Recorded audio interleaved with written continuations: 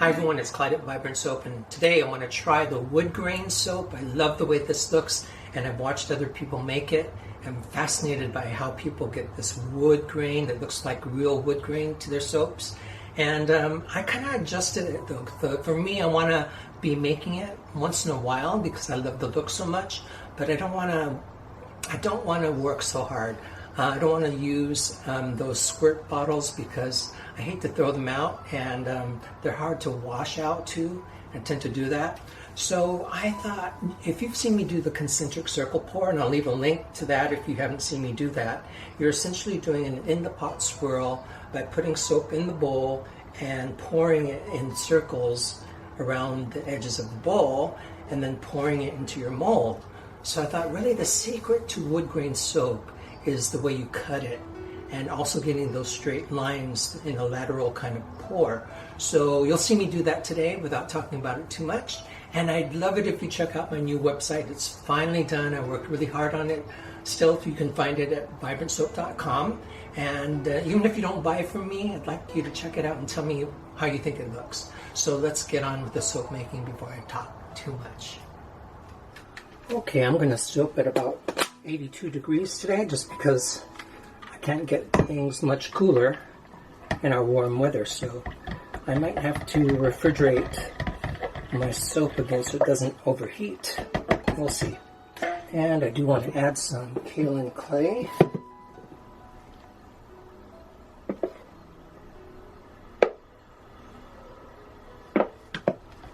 And we'll blend that up first.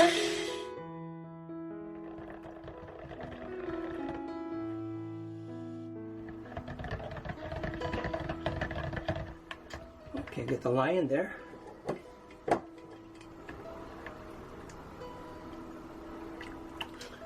Hope this idea works. I've watched some wonderful soapers online that were teaching how to make a wood grain soap.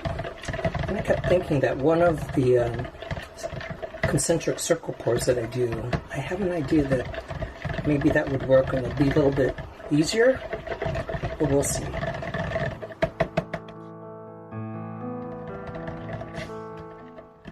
Let's get the essential oils in there.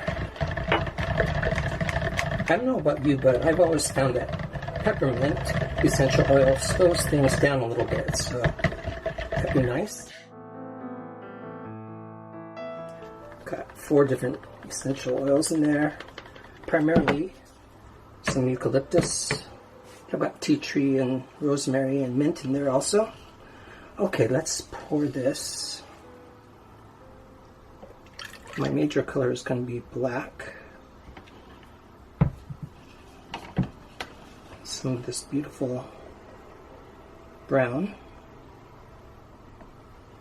I think I want an equal amount of green. Basing this on the pictures of Rainbow Eucalyptus. And we have them in San Diego too. I'm taking photographs of them. And some orange. Mainly I want some more black.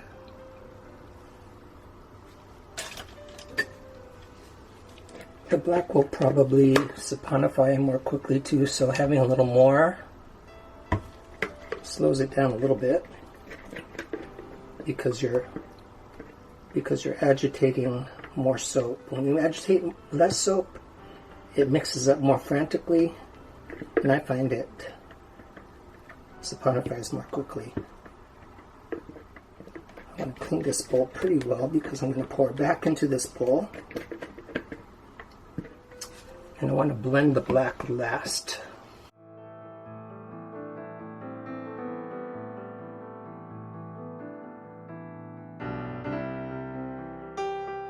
Oh, that's the kind of red-orange I wanted too. I had to mix several colors in that.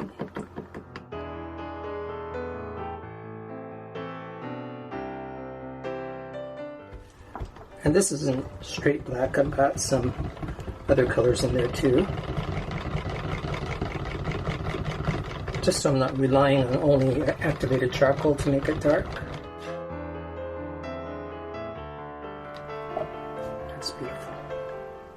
So I actually wiped down the bowl so I don't have any just plain soap batter interfering with my plan. And I'm just going to stir these up a little bit, check on the texture. It's behaving itself. Remember what I told you about bubbles too, right? If you stir your bits of batter, some of the bubbles can come out.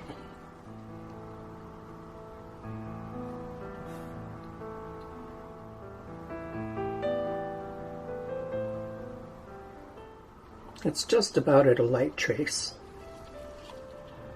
And I hope my idea works. It's not just my idea. I mean, as we all do, we watch other soapers, hopefully, to learn from them and build on that. So I'm going to do a concentric circle pour and tilt my mold and pour down the sides back and forth. And then I'm going to cut these horizontally. See what I get. In some ways I'm too lazy, like I don't want to use squirt bottles, not because it's a bad idea, but because I don't want to wash all that stuff.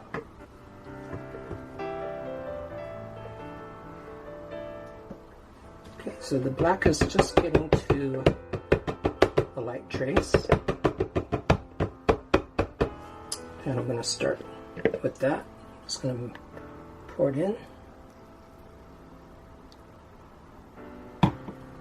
Then get some of my green, go in a circle.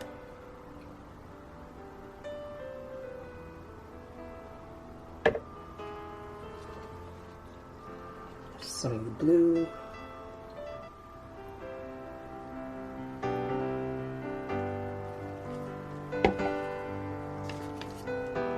Orange.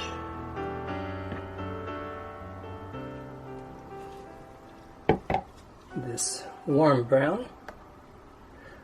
And I looked at a lot of pictures of these beautiful rainbow eucalyptus and picked some of the most predominant colors.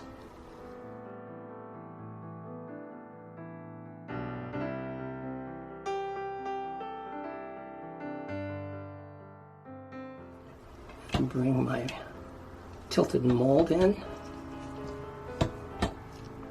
Better hold on to it. You don't want to see that tip over.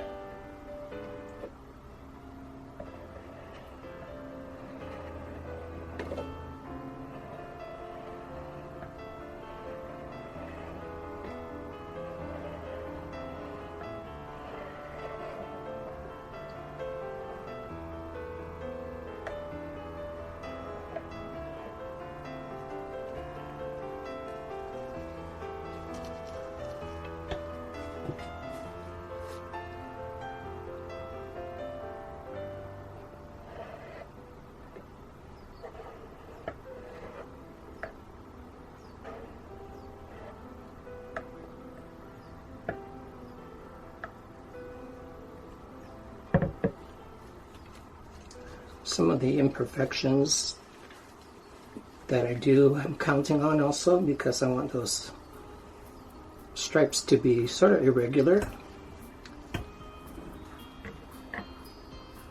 Like there are knots in the tree here and there. From what I can see, I think my idea is going to work.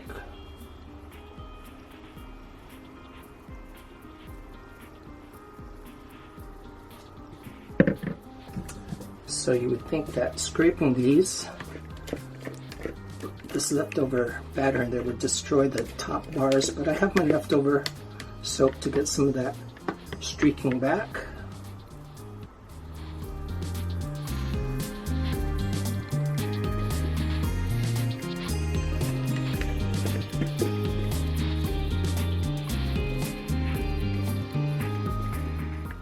Still trying to keep that lateral pour going so I don't disturb that wood pattern. Okay, so the top bar, I want to have some color to it, so I'm going to start with the darker colors first.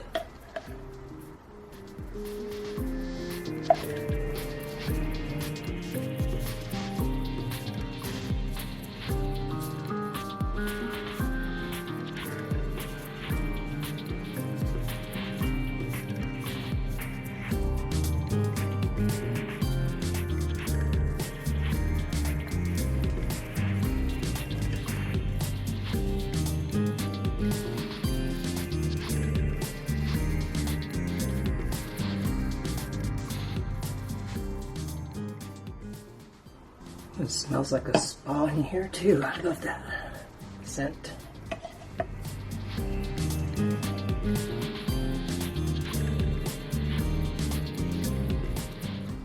Okay, so I got most of the soap in there. And I think just for the top, I'm going to make it a little bit more of a lateral look by just going in one direction.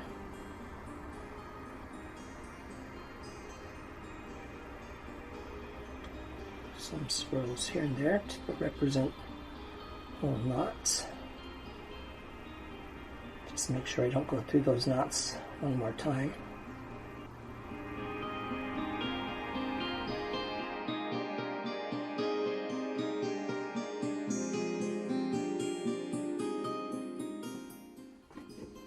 Okay, so I spared you the mixing of this since I'm doing it similarly to the other one. But I want you to see this with different colors, and I learned something from the first one I did too, so I have a better idea of what I want to do.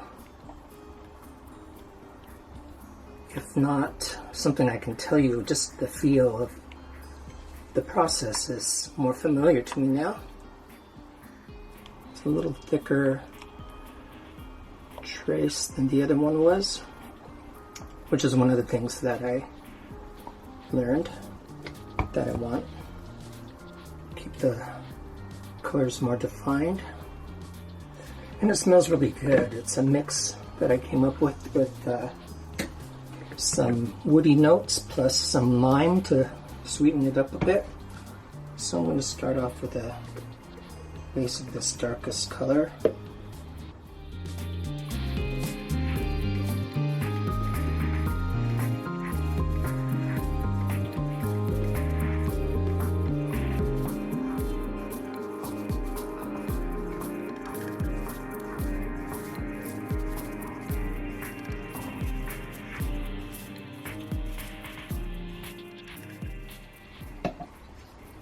And this is mainly gold, and I made it a little bit more strong so that once it's cut you can see some of that gold shimmer.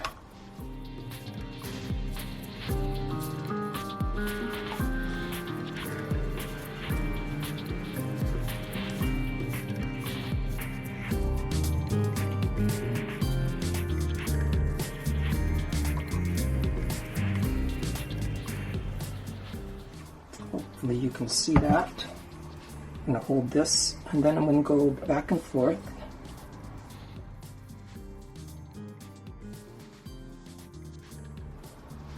Going down the side of the mold.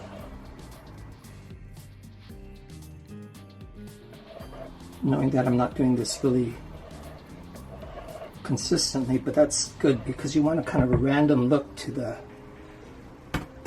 pour to simulate the wood grain.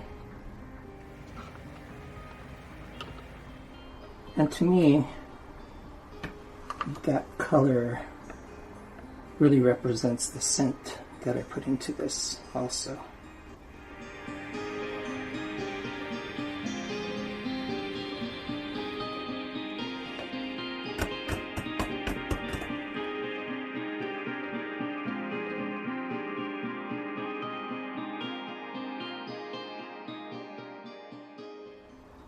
This has really been a lesson in bright colors versus more woody colors.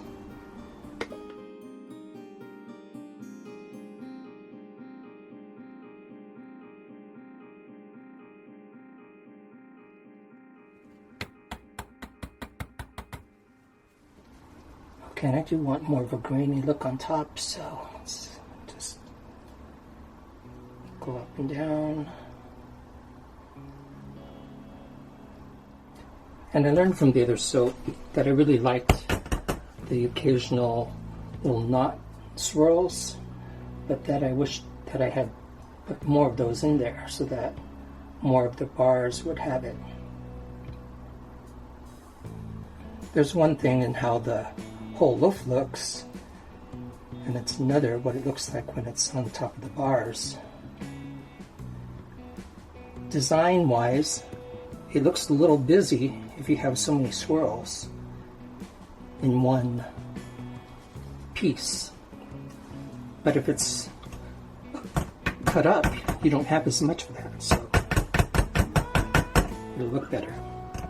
Not as busy. Okay, so there is the second of my 2 wood grain soaps. We'll come back for the cut for both of them.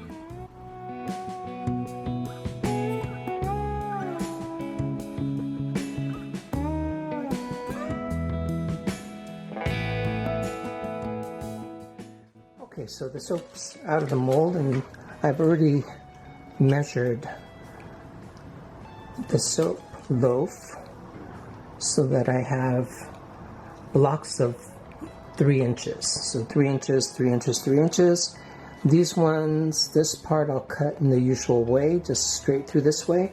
But to get this effect through all the bars, I'm going to cut them into basic cubes and then slice them this way. So it's a little different kind of cut. Done that before. Try to figure out what soap that was so I can refer you back to that particular video. So let me put this in my cutter. And I just remembered I can't do these big wide cuts in my cutter because the adjustment bolt is in the way. So I'll just use my knife Pinky. Pinky has its own fan club. I'm getting my eyes looking down on the loaf straight above so I can cut it straight. I'll leave the reveal for later. So let me get these chunks cut before I transfer it to my cutter.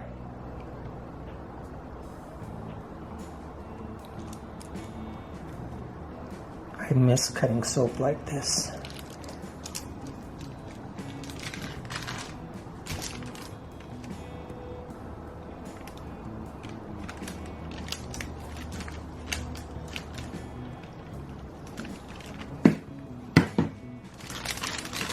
Here's what the sides look like.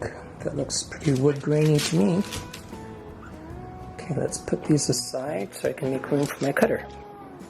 Okay, so I think I'll cut the soaps that are not going to show that length of that pour first. So kind of soft. It's got some nice layering to it.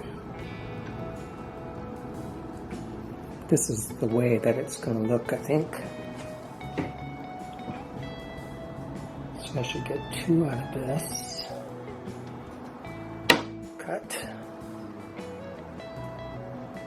There's those colors. So imagine that these have a essential oil scent to them with basically eucalyptus. I think I'll start with this side. This is the actual bottom.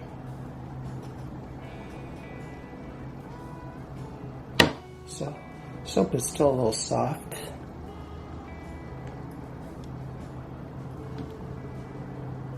There we go. Gotta clean these up. Still a little wet.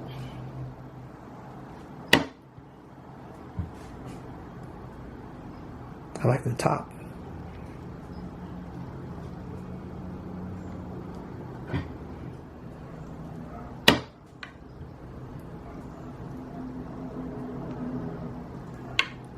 That one looks like wood.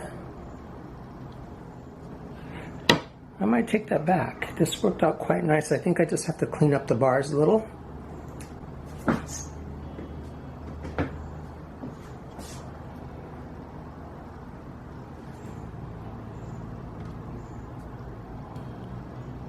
And compare this to some of the photographs I've taken of that tree. You should look up online. If you can look online at Rainbow Eucalyptus, you'll see how beautiful these are. Some of the photographs I found online are much nicer than the photographs I was able to take, because some of these photographers have found these trees in their prime time of color. It's really seasonable. It's when the bark of this tree sheds an outer layer of bark. That's when the colors really appear.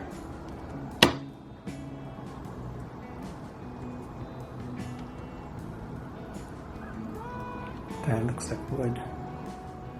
But in the meantime, I appreciate your comments and going to Instagram. My Instagram just hit 17,000 followers, which was nice. So it'd be nice if you, I like that one, became a part of that too. That's where I show a lot of the things that I look at for inspiration. And I appreciate your comments. And there's also, I think, a link to my Facebook Vibrant Soap page. You can take a look at that also. So there we have it, and next week I'll have another video for you. Thanks for watching, everyone. Bye.